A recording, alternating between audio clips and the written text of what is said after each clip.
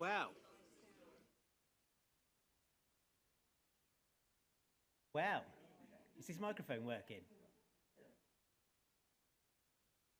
Well, it is working. Right. Well, good evening, everyone.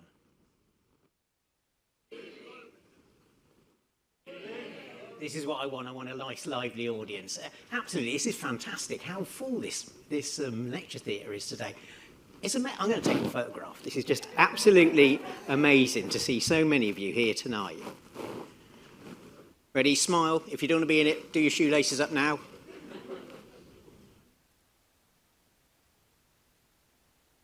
Fabulous. Right. Well, my name's Ant Brewerton, and I'm Associate Director for Academic Library Services and, most importantly, Keeper of Collections. And it's my pleasure to welcome you to the Bodleian tonight.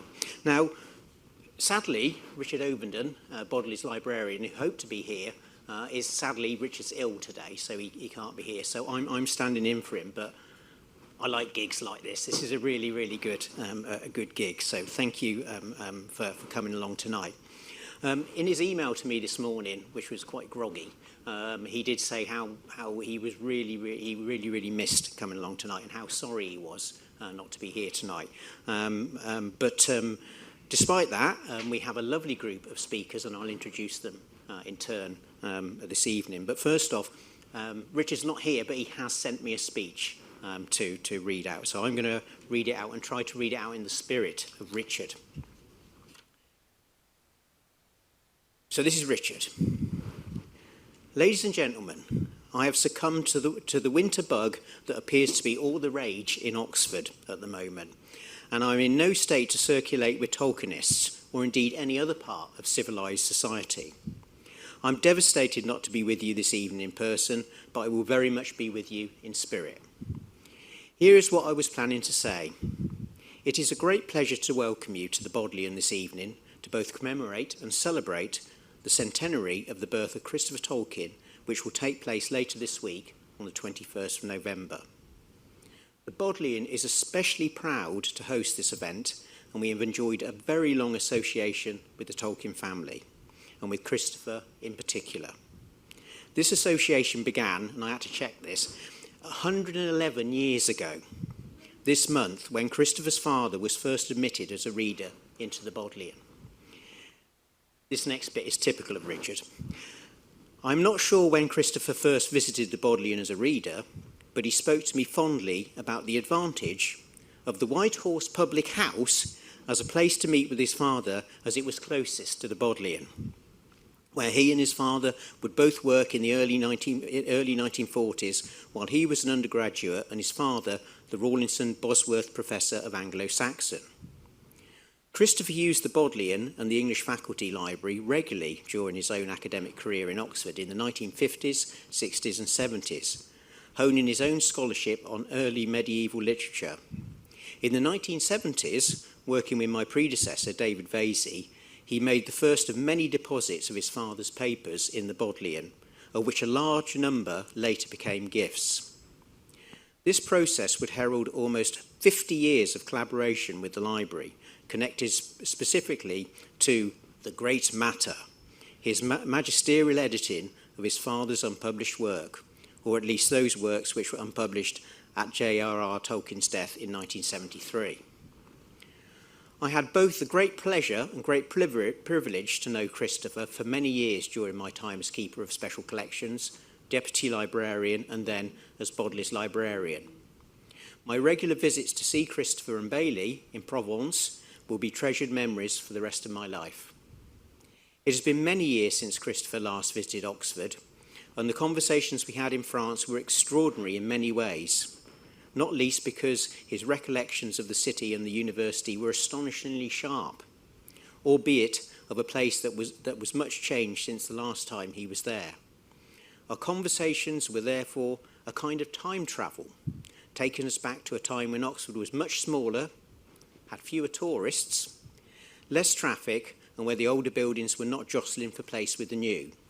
He could conjure up the city of Boswells, Gills and Psalms, and the University of Kenneth Tynan, Erica Christensen, Isaiah Berlin, and R.S. Murdoch.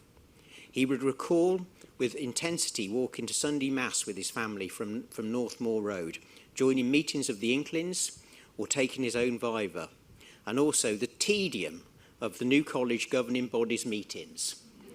Some things never change. In all of these, Christopher's recollections were incredibly vivid and wonderfully funny, and aided by his talent for mimicry. I also enjoyed and appreciated his perspective on life beyond the work of his father, his intense love of nature and his interest in nature photography. Photography was a shared passion with Richard, or Romanesque architecture, and of the wines of Provence. What a delightful topic to receive knowledgeable tuition in. And the writings of his beloved novelists, especially Dickens and Trollope. These visits were made possible through his and Bailey's enormous generosity and manifold kindness. The visits were made even more enjoyable when Adam and Rachel and their children would join us, and it is especially wonderful to have them here today. In 2016, I was able to present Christopher with the Bodley Medal, the library's highest honour. First presented in the 1650s, we've been going for quite a while, a new series of medals was struck with copper made from the roof of the old Bodleian during a renovation, and which the library has presented to individuals who have made outstanding contributions in their fields, in the fields in which they operate, from 2002. I wish I could have given him the fresh writ, The Great Tales Never End, that my colleague Catherine McElwain and I edited, and which was produced by the Bodleian's own publishing house, which had to be published after Christopher's death in January 2020. It is fitting, therefore, that we are all gathered in the Bodleian to be remembering Christopher today and taking pleasure in the many ways that he immeasurably enriched our learning, our literature, and our lives. So that's the words of Richard. So thank you, Richard. It's now my pleasure to introduce the other speakers we've got with us tonight. And the first speaker up is my colleague Catherine McElwain. Catherine is the Tolkien archivist at the Bodleian Library. She is the author of Tolkien, Maker of Middle-earth, of 2018, and curated the Bodleian Summer Exhibition of the same name in 2018. Who came to that? I should take the photograph again. There's loads of hands up for that one. She is the co-editor of The Great Tales Never End, Essays in the Memory of Christopher Tolkien, and you'll be talking about his life, his early life. Okay, over to you, Catherine.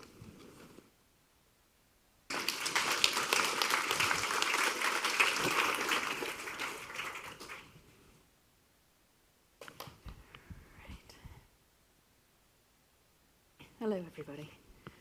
On the 23rd of July, 1973, just 6 weeks before he died, JRR Tolkien visited his solicitor's office on St. Giles and signed his will. In it, he named his son Christopher as his literary executor, with full power to publish, edit, alter, write, rewrite, or complete any work of mine which may be unpublished at my death. The quite remarkable scope of this statement shows his confidence in Christopher's ability to undertake the task.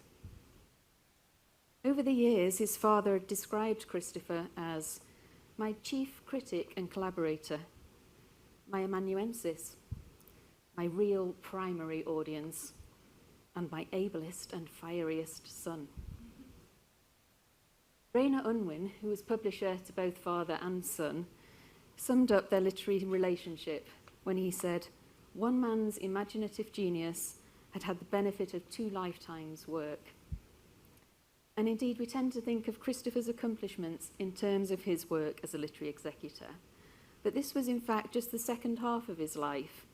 And it's worth reviewing briefly the whole of his life and acknowledging the fact that he was divided neatly into 2 separate but equally successful careers. Christopher was born on the 21st of November 1924. He was the 3rd son of Edith and Ronald, and he was born at home on Darnley Road in Leeds. This was just a month after his father had been promoted to Professor of English Language at Leeds, with a welcome increase in salary of £100 per annum. Just over a year after he was born, the family moved back to Oxford, where his father was now the Rawlinson and Bosworth Professor of Anglo-Saxon. If noted in her diary, Ronald elected to R&B chair at Oxford. Christopher, 8 months old, 21 pounds in weight. Christopher attended the Dragon School in North Oxford, and from an early age he sat on a footstool in his father's study and listened to him reading The Hobbit aloud. Memory was prodigious, even as a 5-year-old, and he complained vociferously if his father changed any of the details in the story.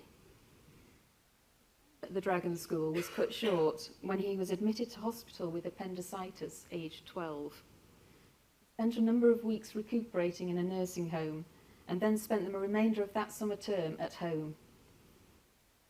A cheque for £50 that his father received at this time for the colour illustrations for the American Hobbit was used to pay for Christopher's medical bills.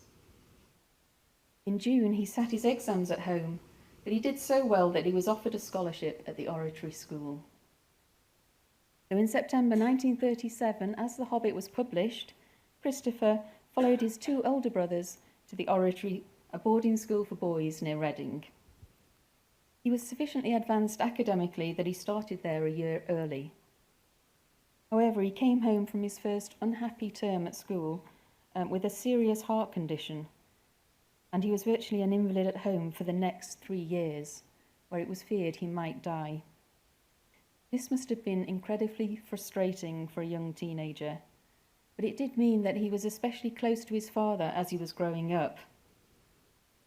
Convalescing in bed, Christopher helped by noting errata in the newly published Hobbit, and was paid 2 pence for each one he found. Then he began reading the chapters of a new book that his father was writing, and as the months of illness continued, he read, criticised, and typed out chapters of The Lord of the Rings. He was still ill at home when the Second World War broke out. His parents bought him a telescope that year for his 14th birthday, and he was able to scan the night sky from his bed and study the constellations, something that became a lasting pleasure in his life. He was using this telescope in 1941 when he witnessed a plane plummeting to the ground in North Oxford, and he recalled seeing the faces of the crew who were all killed in that crash. When he was well enough, his father would take him out on botanical expeditions, and this too fostered a lifelong interest in botany. He was tutored at home and slowly recovered his health, returning to school in September 1940 for the 6th form, but he was now much too tall to be bullied. Just over a year later, he matriculated at Trinity College, Oxford, aged 17, to read English. He attended some of his father's lectures and even had tutorials with C.S. Lewis, whilst at the same time helping his father with The Lord of the Rings, in JRR Tolkien's words, typing and revising the Hobbit sequel and doing a lovely map. Unfortunately, his undergraduate studies were interrupted by the war, and at 18 years old he joined the RAF. Despite his medical history, he was passed fit for service and spent 16 months training as a fighter pilot in South Africa. Qualified top of his class. During his exile there, he was sustained by long letters from his father and parcels containing not food, but typescript chapters of The Lord of the Rings. The war ended before he could go into action, and so he never saw combat. Returning to Oxford, he completed his degree and then began a B.Lit on the Old Norse saga of King Heidrek. He received a glowing report from his examiners in 1953, who noted his ability to summarise and sift all previous work with a control and wisdom remarkable in so young a scholar. He had married a fellow student, Faith Falconbridge, in 1951, and their only son Simon was born in 1959. Meanwhile, Christopher was gaining a reputation as a language tutor for various colleges in Oxford and was appointed a university lecturer. During this time, he also drew the maps for The Lord of the Rings, and these are an essential element of the published work still 70 years later. In 1963, he was elected a Fellow of New College, and his father proudly wrote that his lectures were so successful that he received an ovation at the end of one of his courses, a thing that very seldom happens in Oxford. By the time his father died in 1973, Christopher had spent 24 years as a tutor, lecturer and fellow at Oxford. Having taken some time to look at his father's literary legacy, he made the decision to resign his fellowship and take on the role of literary executor in earnest. He recalled throwing his college keys into the bushes and departing without a backwards glance, certain that his father's invented languages was of far more interest to him than the rather well-tramped field of Anglo-Saxon. He and his second wife, Bailey, and their 2 young children, Adam and Rachel, moved to France in September 1975 with a precious cargo of manuscripts. Christopher now took the skills that he had honed in academia and applied them to his father's work. And over the course of the next 45 years, he published an incredible 24 books, testament to an extraordinary work ethic. To finish, I'd like to share part of a letter that Christopher wrote to his brother John in 1989, shortly after completing the History of Middle-earth volumes that deal with the Lord of the Rings. He wrote, "The last 2 books have been extremely difficult, the manuscripts very numerous and very disordered, and Daddy's handwriting at times almost, but never quite, impossible. And though I found it entirely absorbing in itself, the factor of time began to be oppressive this year, always having to push on, morning, afternoon, evening and night, in every spare moment, and postponing everything else till it was done. There is a good reason for keeping up the pressure in this way, because I carry such an enormous amount in my head, and it very quickly begins to slip. I'm also a bit obsessive. At any rate, it is finished, and so it looks as if I have some real leisure to look forward to." Despite being 65 years old when he wrote this, and looking forward to some well-earned leisure time, he went on to publish another 9 books. And truly, as Tom Shippey has written, no author has ever enjoyed a better or better qualified executor than Tolkien found in his son Christopher.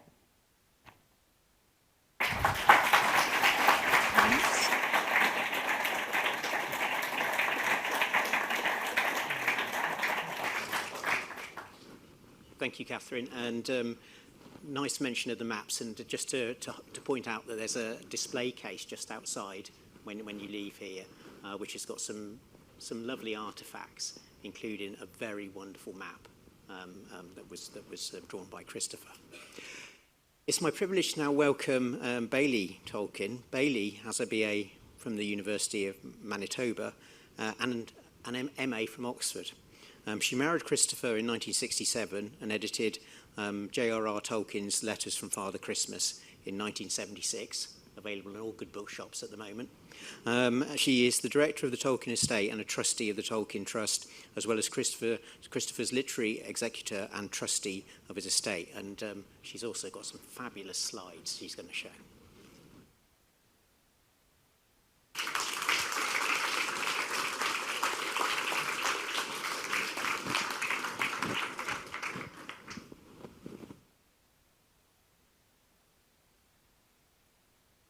I'm profoundly grateful to the Bodleian for this occasion. Christopher has been gone for a short enough time that it feels more like a proper birthday celebration than the commemoration of a long past event.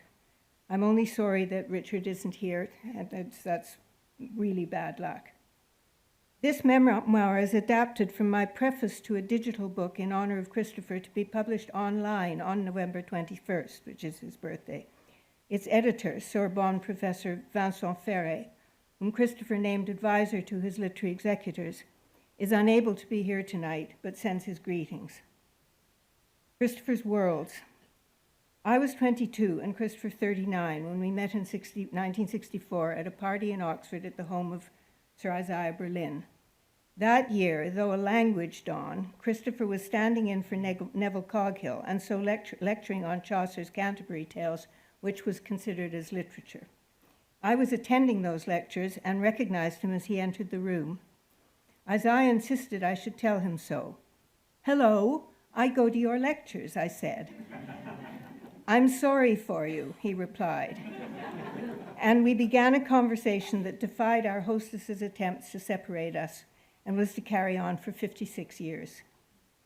So began my introduction to Christopher's many worlds, past and present, the English public school, the RAF in wartime, his family, his first marriage, and his 6-year-old son, Simon, Oxford University, Oxford Society, people he had known and knew still, friends and colleagues, some greatly loved and valued, others not so much, his great learning lightly born, old-fashioned astronomy, names and stories of stars and constellations, etymology, even words have their own stories, entomology, butterflies and moths, knowledge acquired during his childhood illness, and from cycling in the Cotswolds and roaming the French countryside.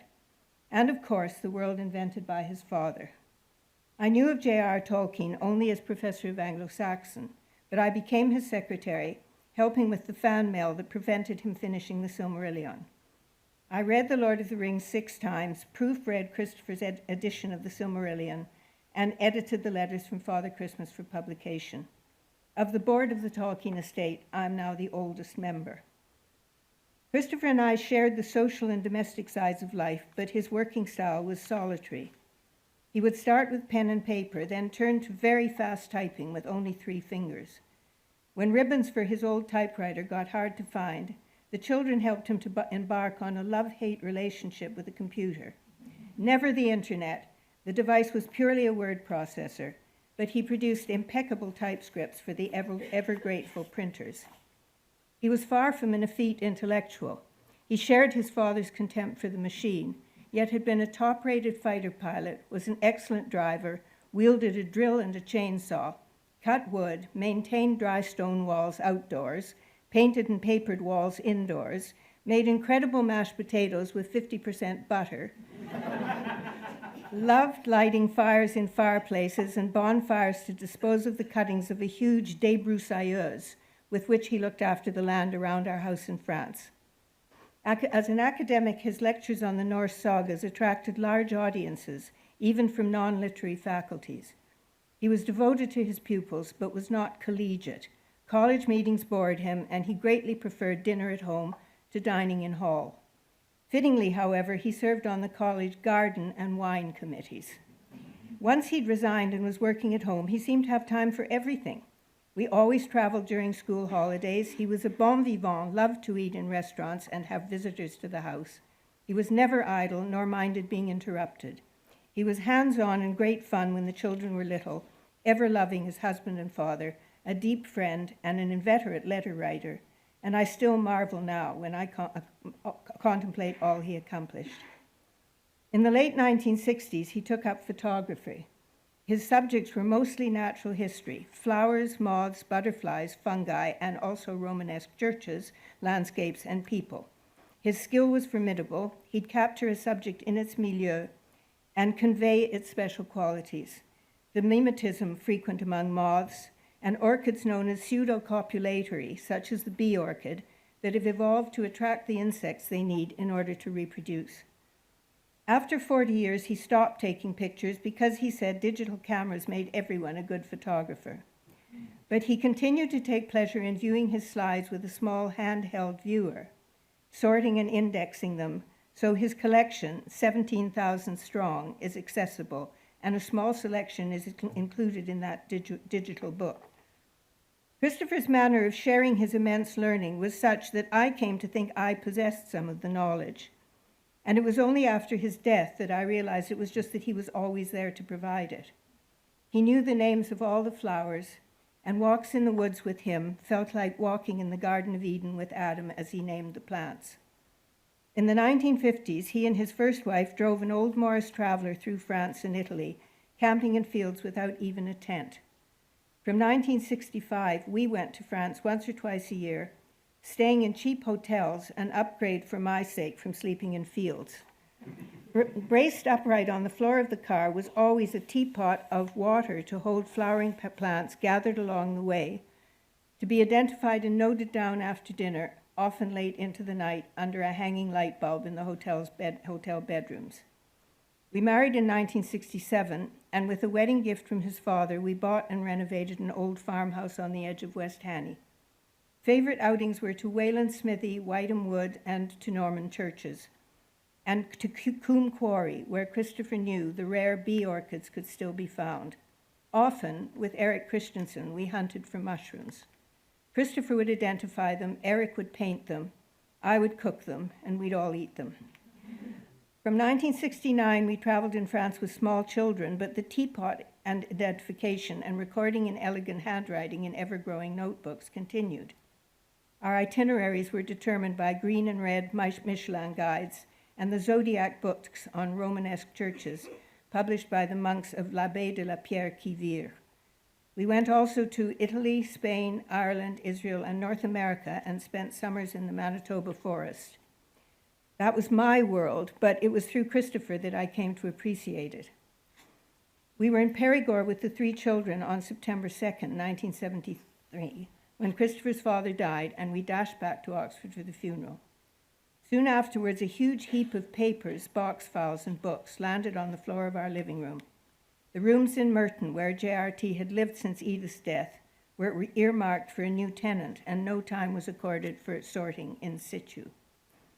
The chaos was daunting, but Christopher immediately began exploring this material in his spare time and realized that there was even more to be done with it than the fashioning of the massive Silmarillion material into a publishable book, the task his father had specifically assigned to him.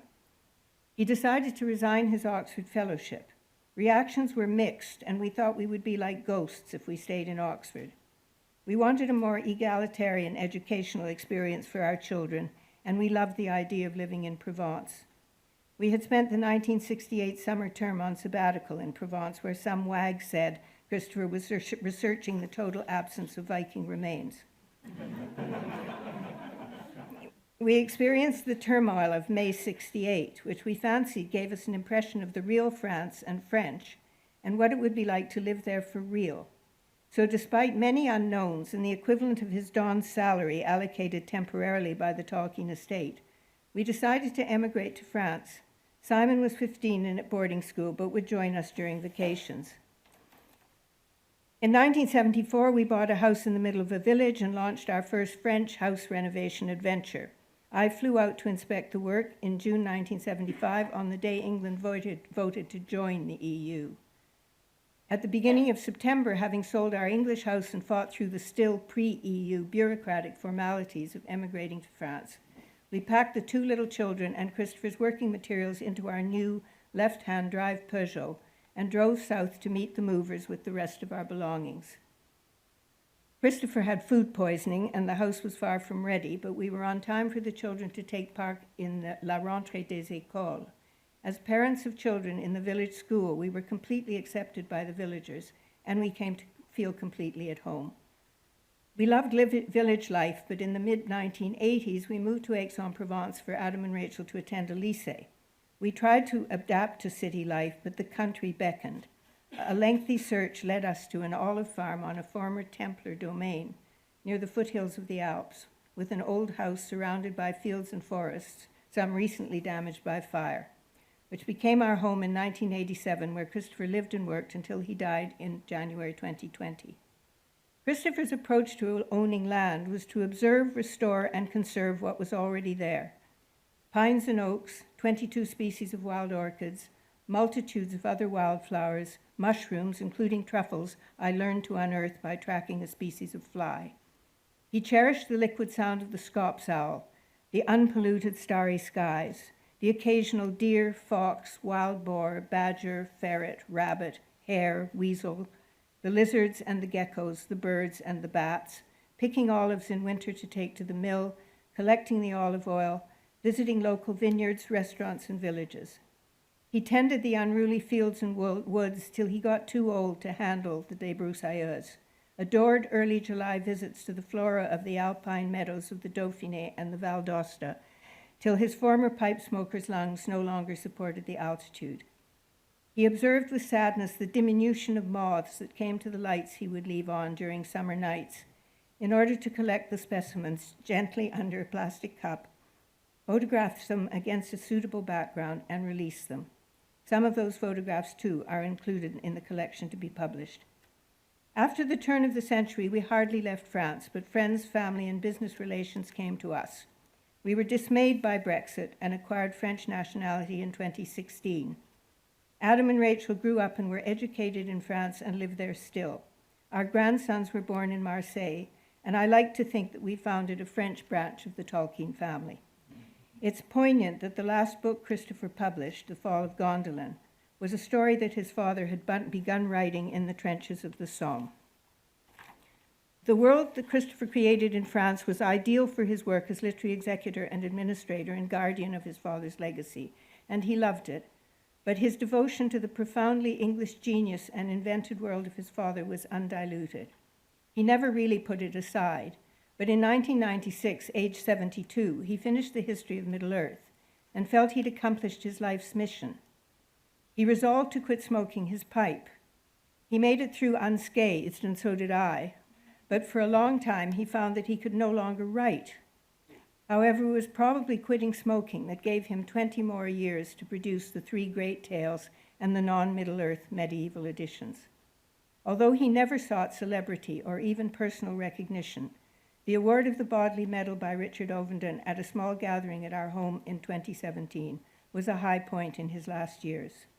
He acknowledged it, he said, as a momentous day for me, but with typical modesty, he thanked Richard for this amazing, astounding honor, which is paid to me and through me to my father. Christopher's modesty, which led him to transfer to his father any praise that came his way, has made it sometimes challenging for his literary executors to ensure that his work is valued justly and that honor due is attributed to him, which is why today I'm ending with something else he said upon receiving the medal. To see that you all have come on this occasion makes me extremely happy. Thank you.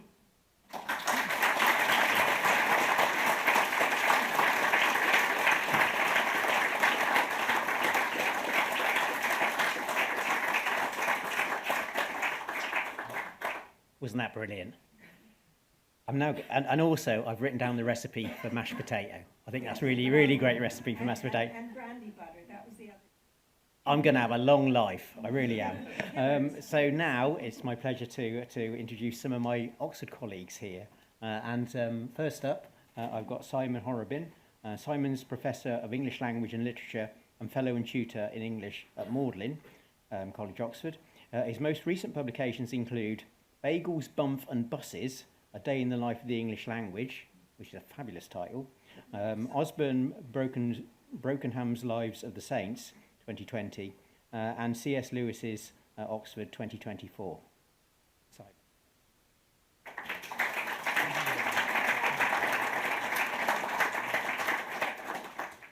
Thank you very much, and it's a great honour to be here and to speak to you about Christopher's Oxford life. We've just heard something about it in that wonderful talk by Bailey, but this is particularly about his Oxford career, and I decided to begin at the Dragon School as a schoolboy because I think it hints to what was to come later. So this is the school in North Oxford, just around the corner from the family home in Northmoor Road, where, thanks to the help of the archivist there, we're able to see from pages of the Draconian magazine, what a wonderful title, that Christopher was already showing considerable promise in areas like painting. He won various prizes. He was a pianist at various recitals, and in essay prizes, including, you'll see at the top there, one for an essay he wrote on The Wind in the Willows, which of course was one of his father's favourite books. He went on, as we've seen from Catherine's talk, to the Oratory School in Reading, and then he returns to Oxford, and he became a student at Trinity College. And here you can see him signing the college register in Hilary Term 1942 in a wonderful kind of script. There are lots of interesting examples of his handwriting. And here, admitted commoner in January 1942. And as we heard, he started off, in fact, he did classics mods according to this record, to his first year degree. But then, of course, he had to break his education to join the RAF when he went to train in South Africa and then returned back to England and finally returned to Trinity College in Trinity term of 1946 when he started reading for the final honours school in English. And as we heard, he was taught by C.S. Lewis, and I've often wondered whether, when you read that detail in biographies, whether that's verifiable. And in fact, thanks to the kind offices of the Trinity College archivists, you can see in their bursar's financial record book that here, for that Hilary term, C.S. Lewis was paid a princely sum of £6 to teach C. Tolkien. And in fact, the following term, for some reason, he got paid £8 just for teaching. This is obviously a kind of private arrangement between Lewis and Christopher's father. And so he then graduated, and as we heard, he went on to do the B.Lit, which is a research degree, where he started working with his supervisor, Gabriel Turville-Peter, who's a former student of his father's, on the text of the Icelandic saga of King Heiðrek the Wise, which was eventually edited in this edition with a translation, introduction, notes and appendices by Christopher Tolkien. You'll notice here he's now given the title Lecturer in Old English at New College, Oxford. A college lecturer being somebody who does lots of hourly paid tutorial teaching. And in fact, in those early years in his academic career, while he was writing his thesis, he was lecturing extremely widely in a number of colleges. So one that we already knew about was St. Catherine's College, and here you can see from the book here, in Trinity term 1949, he was paid £8 for doing tutorial teaching for them. But New College, he was teaching, overlapping with that period at St. Catherine's. But he also taught for the same period at Worcester College and at University College as well. So this is a huge teaching load that he's carrying out at this point. And also I found, while I was doing some research into the archives at Pembroke College, where I was looking for evidence of his father's time there as the Rawlinson and Bosworth Professor of Anglo-Saxon, I stumbled across some tutorial reports written by Christopher, again in that same period. So he was teaching for Pembroke too. This is Michaelmas term 1950, where he's now teaching Middle English.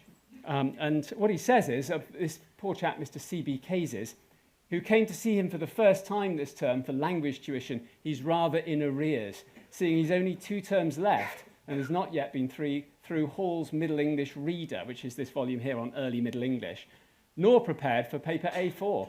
This term I've read most of Sir Gawain with him, which would of course been in the edition edited by his father with E.V. Gordon, and he appears to be reasonably industrious. I've not yet, in the 7th week of term, seen any essays. But I've postponed, in his case, the writing of essays until he's been through the whole poem. I'm pretty satisfied with his work, provided he makes the fullest use of the coming vacation. So there was to be no vacation for poor Mr. Cases. And in fact, the following term, we have this report, which, in fact, Christopher failed to produce a report that term and has to write this rather sweet letter apologising for the lack of the inconvenience that not sending a report. He says, I can only plead that I didn't receive a report form, which would have otherwise jogged my memory, but even so, it was very negligent. I'll see that it does not happen again next term. As term is now over, I don't suppose a considered report is much use, but I thought that he worked well enough on the whole. He was rather behindhand when he came to me, and it's all rather a rush. So his results will depend very particularly on what he does with himself this VAC, in which he has to get through most of the work for the difficult paper A4. Again, it's not another, it's another holiday that Mr. Cases can put a line through. But I shall see him several times during the VAC to assist him as far as I can. That's pretty good, isn't it? There aren't many tutors that would give you tutorials during the vacation. He's rather rebellious and not always very agreeable. I think probably he's rather vain of his wits, which admittedly are quite considerable. These are the days, of course, before students got to read their tutorial reports. We have to be a lot more circumspect these days. And there's one more, actually, which I couldn't resist sharing with you. The fact is that it adds to it that it's Mr. Bean. this is treating Old English in Trinity 1951. Mr. Bean has laboured very hard indeed this term to repair what seemed at first an almost hopeless situation. His knowledge of Old English was in a ruinous condition, little more than confused memories. I think he now has a chance of getting through the paper, but I think also there is possibility he will not. It's pretty frank stuff, isn't it? One of the things that he would have been working through with Mr. Bean on this paper would have been the volume of Anglo-Saxon and Norse poems, which I stumbled across in the library of Teddy Hall, a volume here that was owned by Christopher with his inscription, January 1952, so the period in which he's doing this very heavy college teaching. I don't know why it's at Teddy Hall, and the librarian there doesn't know why either. It may be, of course, that he was also doing lecturing for St Edmund Hall students. One of the things I did discover talking to people who were taught by Christopher is that he had a very generous habit of lending out books from his own personal library, so this may be one he lent that he never got back. So he did all this college teaching, but then, as we've heard, in 1963, a more permanent position was advertised at New College, where he'd been teaching for some time. And here, thanks again to the archivist at New College for allowing me to have a look through the file, is Christopher's application for that particular position. And he encloses a statement of his career and numbers of references.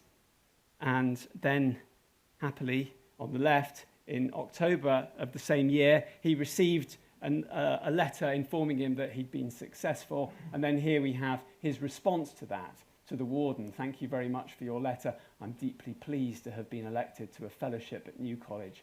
There is no appointment anywhere that I would half so happily hold, and I am profoundly appreciative of it. And also, of course, I couldn't resist. I found some nice tutorial reports. And here's one here. This is teaching Old English in Michaelmas 1974 of a Mr. Marikera. I have made no headway with Mr. Marikera. In tutorials, he remains quite passive and immobile for long periods. I can seldom determine whether he is uncomprehending or in a disagreement or merely thinking about something else. I mean, we've all had students like that. As well as this, of course, he was also lecturing, and we've heard again from Bailey that of something of these lectures. This is the first set of lectures that I came across in the lecture lists that we still have from that period. Introduction to the Study of Old English Language, Mr. Tolkien, Friday at 12 in the examination schools, the big building up on the High Street. So this appears right at the bottom, and it's the kind of prelims. So this was the introductory language classes for people who are just starting out in their degree. The following Michaelmas term, he was promoted to the top of the lecture list, and he appears giving a set of lectures on Friday at 10 called Beowulf and the Dark Ages. And his lecturing seems to me to divide up into two major categories. So we've got a series of lectures which are kind of introductory Old English lectures for first-year students, sometimes given a slightly different title, but I assume that was what the content was. And then to the final honours schools, we have a wider range of topics in Old English literature and Old Norse literature, King Alfred's books, the Old English heroic legends, the Battle of Malden, a real wide range of material, in fact. Study of Old English poetry, the heroic age, the Vikings, King Alfred's translations, the development of English vocabulary, Northern legend, background to Old English literature, and then a slight change, but I think this is explained by Bailey saying that he was filling in for Neville Coghill, in fact, when he gave his lectures on Chaucer's language. And presumably this is also part of what's contributing to the series of student-friendly editions that the two men edited of Chaucer's individual Canterbury Tales, so Coghill and Tolkien. So just to summarise them, he was fellow and tutor in English in New College from 1964 to 75, at which point he resigned his fellowship to edit his father's literary archive. He said, "My father's invented languages are of more interest than the rather well-tramped field of Anglo-Saxon." And the rest, of course, is history. Well, the history of Middle-earth in 12 chunky volumes. Thank you very much.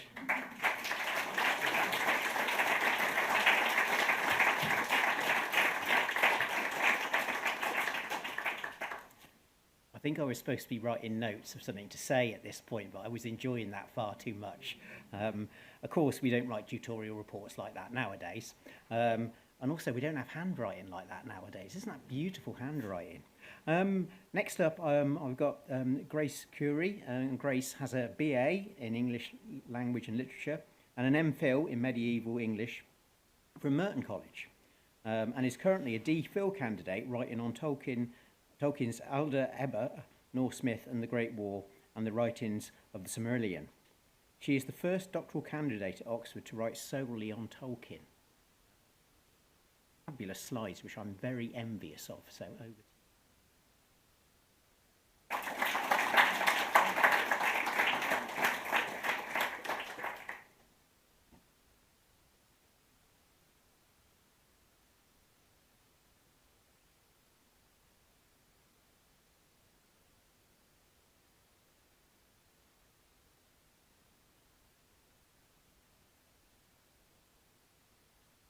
100 years ago today, almost to the day, Christopher Tolkien was born.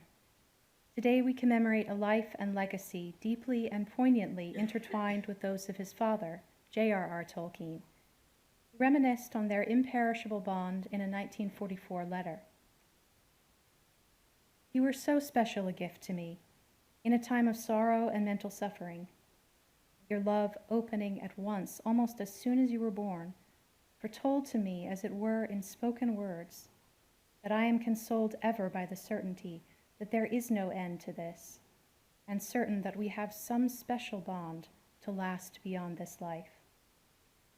It is very fitting that such a son should decades later go on to edit and publish the work of his father's heart, the Silmarillion, the mythic prehistory of The Hobbit and The Lord of the Rings, developed over more than half a century.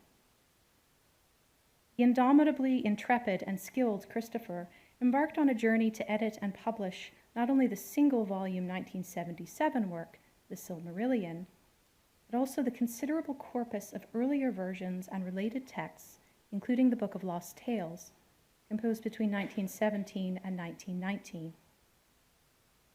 His father once called the heroic world of Beowulf, with its web of feud and dynastic tragedy, that dark antiquity of sorrow, a statement equally apt for both his experiences and losses in the First World War, and the subject matter of his tragic mythology, forged out of and poignantly refracting the wider military and socio-political catastrophes of 1914 to 18. The doomed history of his paradoxically mortal immortals, the elves, many of whom perish in a long attritional war against Morgoth, tells of figures akin to mythic elaborations of the line from Lawrence Binyard's 1914 poem, For the Fallen. They shall grow not old, as we that are left grow old. Binion's line memorializes hosts of combatants who, like Tolkien's friends, Robert Quilter Gilson and Geoffrey Bache Smith, were frozen in a state of eternal youth by their early deaths, forever remembered as they were in their last photographs, treasured by family and friends. In the Silmarillion, the world is conceived through the music of the Ainur and given reality by the prime creator, Ilúvatar. The world is marred by the malign melody of the rebellious Ainu Melkor, whose musical discord brings war and terror, descriptions of which in the earliest version of the creation in the Book of Lost Tales recalls the atmosphere of the Somme battlefields. Melkor later goads the powerful Noldorin elves to rebellion, who resort to kinslaying in order to obtain the ships needed to pursue Melkor, now called Morgoth, who stole Feanor's light-giving gems, the Silmarils. And so, the Noldor depart the paradise like Valinor, and like the many British soldiers, like Tolkien and his friends, who cross the English Channel, cross the sea to Middle-earth for a long and supremely costly conflict.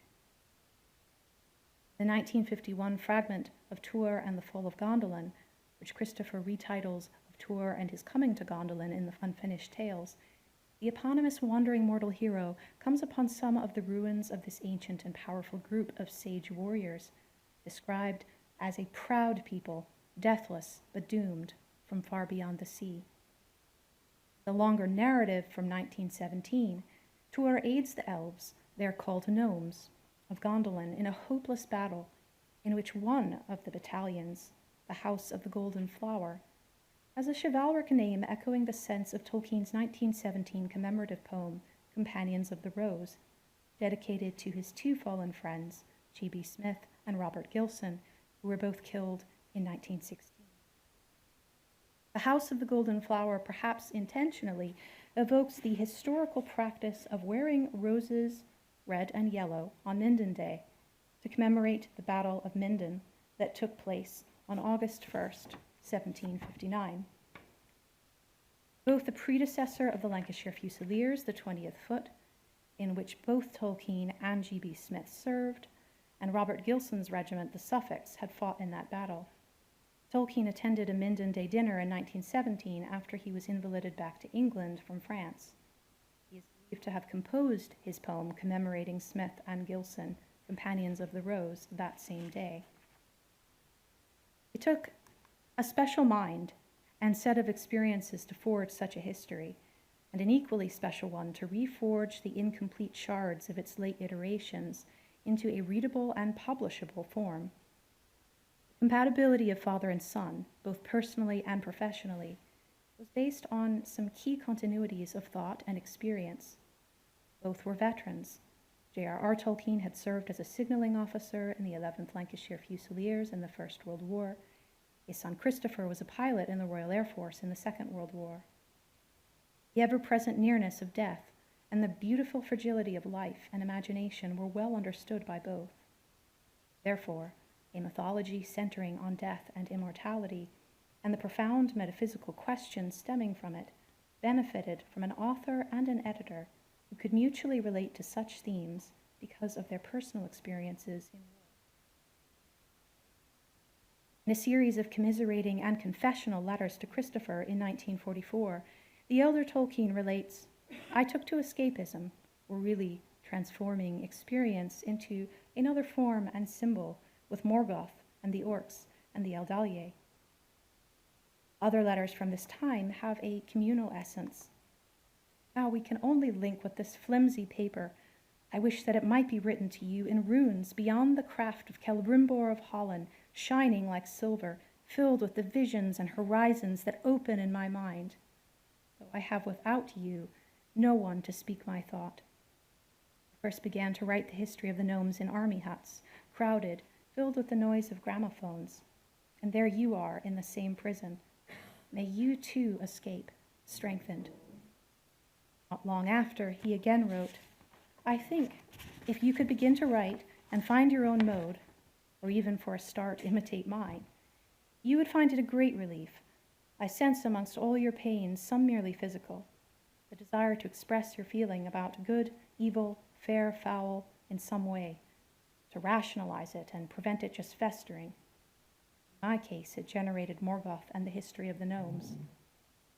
These words and the mythology to which they refer had a long-lasting impact on their recipient. In an interview for Le Monde in 2012, Christopher Tolkien recalls that, "Strange as it sounds, I grew up in the world he created. For me, the cities of the Silmarillion have more reality than Babylon." After finishing his military service, Christopher returned to his studies in English at Trinity College, Oxford, later achieving a B.Lit, for which he translated and edited the mythic legendary Uvra Saga og Heidreks, which he renamed the Saga of King Heidrek the Wise, and published in 1960. The saga was thematically relevant for his later work on the Silmarillion corpus, with their shared themes of dynastic and familial tragedy. Editing the saga, which survives in numerous manuscripts with missing pages and otherwise corrupted material, also provided an invaluable training ground for the kind of work in editing the numerous texts of his father's mythology. In the 1950s and 60s, he gave lectures on other thematically pertinent heroic material, including series on Beowulf and the Dark Ages, Old English heroic legends, and the Vikings, to name a few. After many years as a lecturer and fellow at New College, Christopher retired in 1975 to dedicate his time to editing his father's unpublished manuscripts. By that time, his many years as a listener, commentator, sympathetic reader, medieval scholar, and philologist, and like his parent, a war veteran, had transformed Christopher into a supremely empathetic editor. He could appreciate not just the texts themselves, but also the rich, literary, and historical backdrop that lay behind them, not to mention the not-so-dim echoes of his father's personal losses.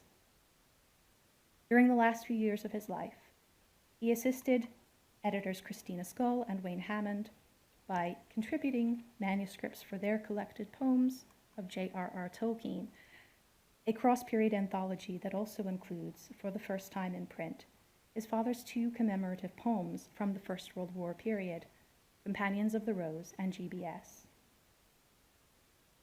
Christopher Tolkien's contributions to his father's literary legacy will continue to be felt for many years to come. That I'll close with the final words of Galadriel's lament in Lorien. Emarie na hiru valie Valimar. Farewell. Maybe thou shalt find Valimar.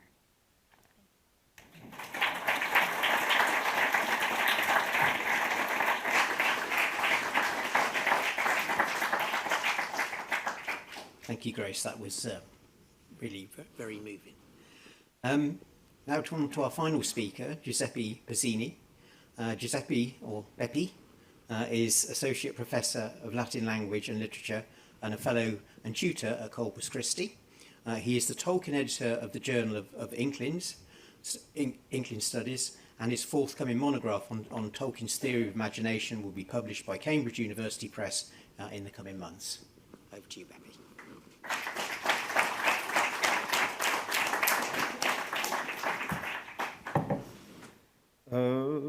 Where is the...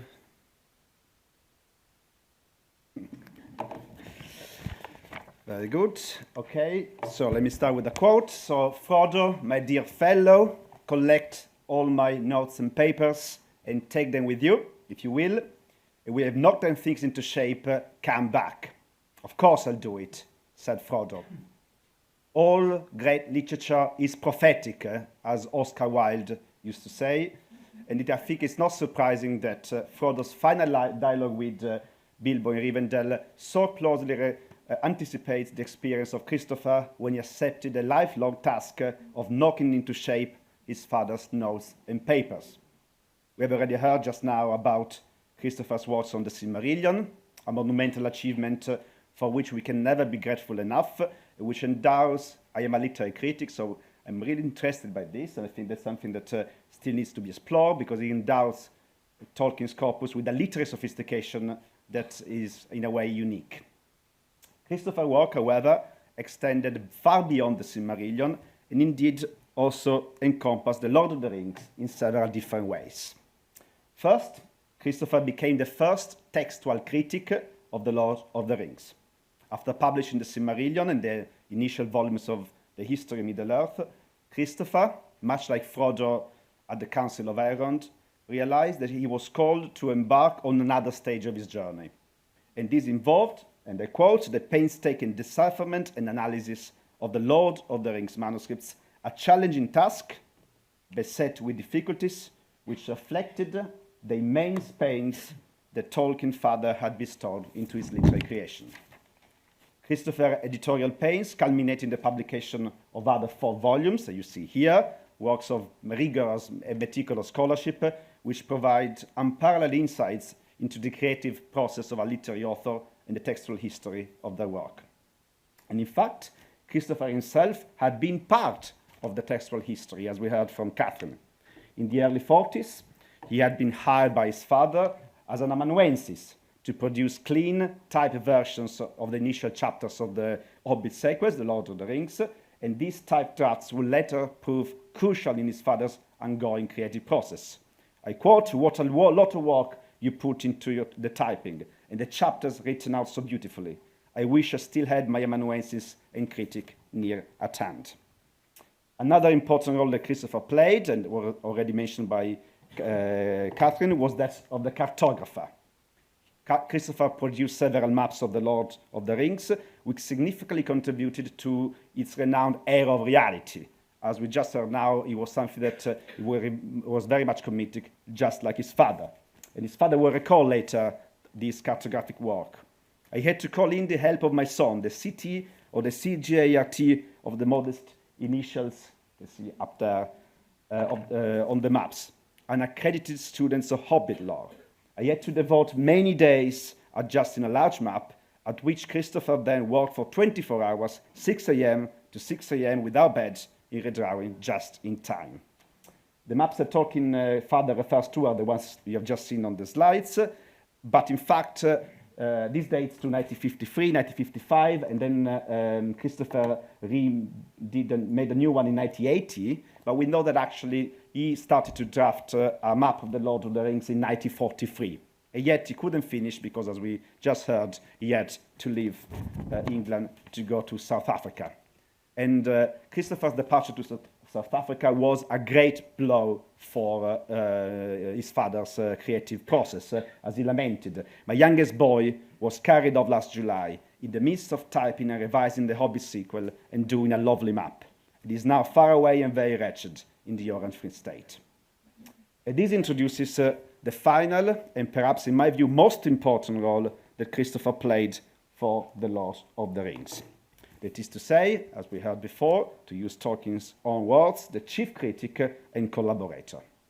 In fact, Christopher had served in this capacity from a young age, as Catherine mentioned, beginning with The Hobbit, but this role of the chief critic and collaborator became even more critical during the long composition of The Lord of the Rings, from 1937, late 1937, to 1955. Christopher, during this long period, acted as an engaged critical audience across countless conversations, the details of which are now, of course, most lost to us. We were not there. Maybe Bailey will share with us some of the recollections maybe later on. But there is a specific stage of the collaboration, of this creative collaboration, about which we can know more providentially. And this corresponds to the writing of the fourth book of The Lord of the Rings, which was begun shortly after Christopher's deployment to South Africa in late 1943. It was completed just before his return home in spring 1945. So when you read Book 4 of The Lord of the Rings, think when it was written. At this stage is documented through a collection of letters that Tolkien sent via airgraph, which are appropriately titled in Old English, From Father to Son. And these letters allow Tolkien's father to maintain a dialogue with his son, which he knew was crucial for his creativity. Now we can only link with this flimsy bit of paper, but may speak to you and arrive safely. I wish they may be written in runes beyond the craft of Celebrimbor, holding shining like silver, filled with the visions and horizons that open in my mind. Though I without you no one to speak my thought. I've read it again because I think it's very beautiful to see how important was for Tolkien's father the dialogue with his son. Together with these letters, Tolkien's father will later send to his son, as we heard, the new drafts of the new draft chapters of The Lord of the Rings, eager for comments and also seeking for his delectation and criticism. And what kind of criticism he was looking for? Of course, given that these were Tolkien, the first kind of criticism was linguistic. Do you think Shelob is a good name for a monstrous spider creature? Or, as we read in the interview to Le Monde that was mentioned before, and this is Christopher speaking, I was a fighter pilot.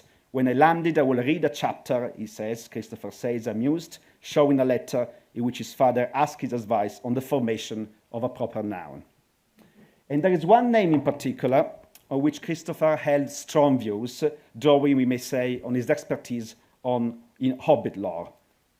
In a letter dating to May 1944, that you see there, Tolkien's father had expressed dissatisfaction with the name Sam Gamgee and proposed changing it to Good Child, but only with Christopher's approval.